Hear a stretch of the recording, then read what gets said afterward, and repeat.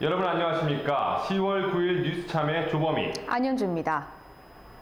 첫 번째 뉴스입니다. 빼박캔트. 무슨 말인지 아시겠습니까? 요즘 10대들 사이에서 흔히 쓰이는 줄임말인데요. 주위를 조금만 둘러보면 이런 비속어와 줄임말을 사용하는 청소년들을 쉽게 발견할 수 있습니다. 중고등학생의 언어 사용 실태에 대해 한재원 기자가 취재했습니다. 경기도 고양시의 한 국어학원. 매일 국어를 사용하는 학생들은 과연 우리말과 한글날에 대해 얼마나 올바르게 인식하고 있을까요? 중고등학생 100여 명을 대상으로 한글날에 대한 인식과 올바른 우리말 사용에 대해 설문을 실시한 결과 65.4%의 학생들이 한글에 대해 관심이 있긴 하지만 잘 알지 못한다고 응답했고 20%를 웃도는 학생들은 한글날을 정확히 알지 못하는 것으로 드러났습니다. 평소 바르지 못한 우리말을 얼마나 자주 사용하는지에 대한 항목에서 거의 사용하지 않는다는 14.2%인 반면 사용한다는 응답률은 85.6%로 측정되었습니다. 또한 한글날에도 주로 쉬거나 학원에 간다, 친구를 만난다는 응답이 대부분이었습니다.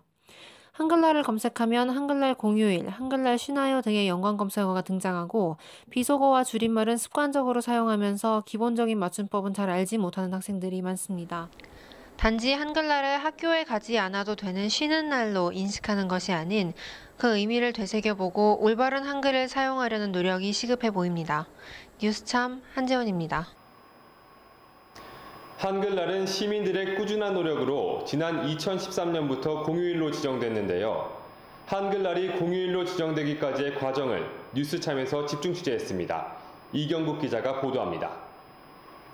한글날은 1926년 훈민정음 반포 480주년 기념으로 조선어 연구회가 지정한 각야날에서 유래됐습니다. 이듬해 훈민정음의 반포일인 음력 9월 10일에 양력 날짜인 10월 9일이 한글날로 지정됩니다. 1949년 한글날은 공휴일로 지정되었으나 1991년부터 법정 공휴일이 아닌 기념일로 지정됩니다. 그 후 한글날은 2006년 국경일로 지정됐고 마침내 2013년 공휴일로 재지정됩니다.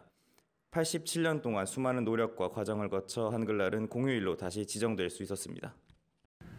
한글 단체만으로는 안 되겠다 해서 그때 이제 한글날 공휴일 범국민운동본부를 만들었어요.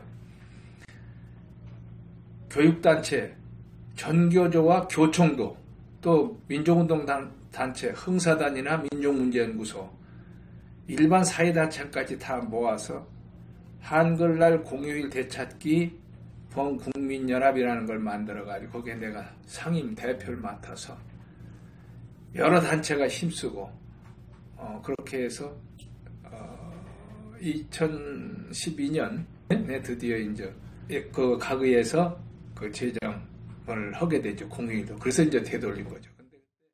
이처럼 많은 노력을 통해 한글날이 공휴일로 지정된 지 2년이 지났습니다.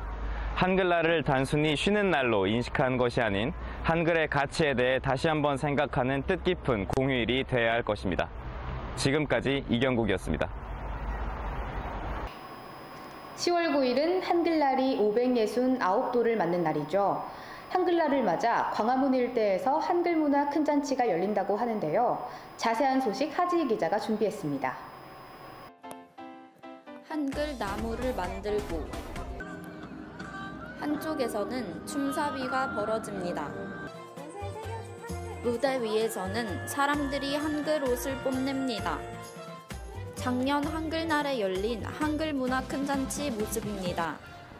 10월 5일부터 9일, 5일간 이곳 광화문 광장에서는 한글반포 569도를 맞아 한글문화 큰 잔치가 열릴 예정입니다. 다 함께 즐기는 한글을 주제로 한 이번 행사에서는 약 30개의 단체가 참여해 음악회를 비롯한 공연과 전시 등을 시민들에게 선보일 예정입니다.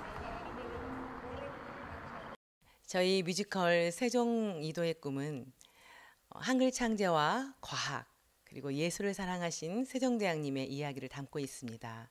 한글의 이야기를 조금씩 우리 작품 속에 녹여 넣으면서 참여하면 참 재밌겠다. 광화문 광장이 한글날을 맞아 어떤 모습으로 꾸며질지 기대됩니다. 지금까지 하지희였습니다.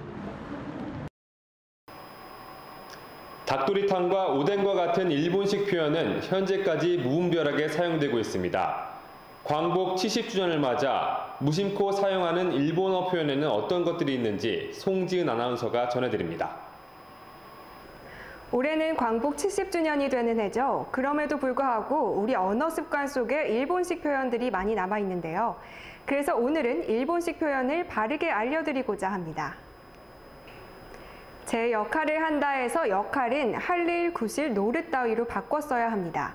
또 교육적, 충격적 같이 단어 뒤에 적을 붙이는 표현은 옳지 않은데요. 이 경우에는 교육이 될 만한 충격을 주는 등의 표현으로 바꿨어야 합니다. 올해로 광복 70주년을 맞았지만 우리말에 있어서는 여전히 광복을 맞지 못하고 있는 것 같습니다. 줄임말과 일본식 표현의 사용을 지양하고 한글날의 의미를 기억하는 것이 우리말을 지키는 첫걸음이 아닐까요? 지금까지 뉴스참이었습니다. 시청해주신 여러분 고맙습니다.